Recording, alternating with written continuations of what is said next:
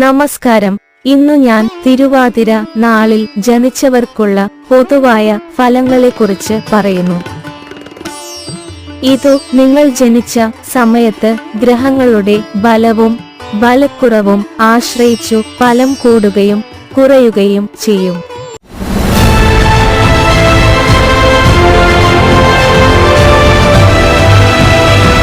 ഈ നക്ഷത്രത്തിൽ ജനിച്ചതിനാൽ ഉത്തരവാദിത്വങ്ങളോട് കൂറുപുലർത്തുകയും കഠിനാധ്വാനി ആയിരിക്കുകയും ചെയ്യും. ജന്മനാ പ്രതിഭാശാലിയാണ്. കാരണം ഈ നക്ഷത്ര സമൂഹത്തിന്റെ അധിപൻ രാഹു ഒരു ഗവേഷകനാണ്.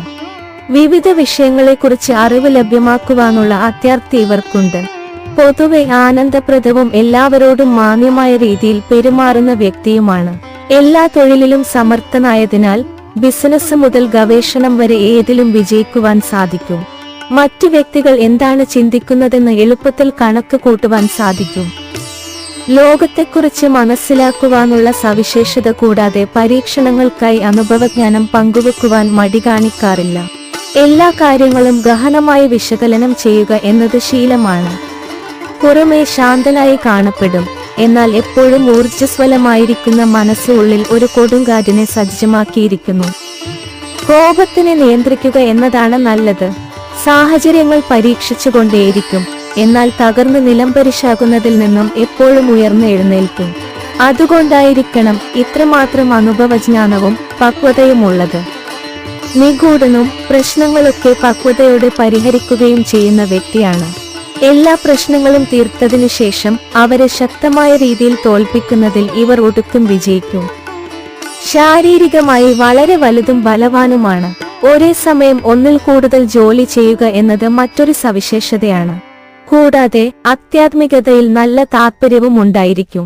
ഉപജീവനത്തിനായി ഗൃഹത്തിൽ നിന്നും മാറി താമസിച്ചേക്കാം. മറ്റൊരു വാക്കിൽ ജോലിക്കായി വിദേശത്ത് പോയേക്കും. 32 മുതൽ 42 വയസ്സുവരെ മികച്ച സമയമാണ്. എഞ്ചിനീയറിംഗ്, ജ്യോതിശാസ്ത്രം അല്ലെങ്കിൽ മനഃശാസ്ത്രം എന്ന വിഷയത്തിൽ വിദ്യാഭ്യാസം ലഭിക്കും. മുൻഗണനയിൽ വരുന്ന ചില മേഖലകളാണ് ഇലക്ട്രിക്കൽ എഞ്ചിനീയറിംഗ് അല്ലെങ്കിൽ കമ്പ്യൂട്ടർ സംബന്ധമായ ജോലികൾ. ഇംഗ്ലീഷ് പരിഭാഷ, ഫോട്ടോഗ്രാഫി, ഭൗതിക ശാസ്ത്രം അല്ലെങ്കിൽ ഗണിതശാസ്ത്ര അധ്യാപനം, ഗവേഷണം അല്ലെങ്കിൽ അതുമായി ബന്ധപ്പെട്ട ജോലികൾ, തത്വശാസ്ത്രം, നോവൽ എഴുത്ത്, വിഷം കൈകാര്യം ചെയ്യുന്ന ഡോക്ടർ, ഫാർമസ്യൂട്ടിക്കൽ, കണ്ണ് അല്ലെങ്കിൽ തലച്ചോറുമായി ബന്ധപ്പെട്ട രോഗങ്ങളുടെ നിർണയം, ഗതാഗതം, ആശയവിനിമയ വകുപ്പ്, സൈക്യാട്രി വകുപ്പ്, രഹസ്യാന്വേഷണം എന്നിവയിൽ സേവനം ലഭിച്ചേക്കാം. അല്പം വൈകി വിവാഹം ചെയ്യുവാനുള്ള സാധ്യതയുണ്ട്. മനോഹരമായ ദാമ്പത്യ ജീവിതത്തിനായി ഏത് തരത്തിലുമുള്ള വാദപ്രതിവാദങ്ങളും ഒഴിവാക്കുക. ജോലിയോ ബിസിനസ്സോ കാരണം കുടുംബത്തിൽ നിന്നും അകന്നു കഴിയും. ജീവിത പങ്കാളി ഇവരെ നല്ലതുപോലെ സംരക്ഷിക്കുകയും ഗൃഹസംബന്ധമായ ജോലികളിൽ സമർത്ഥയുമാണ്. Please subscribe the channel.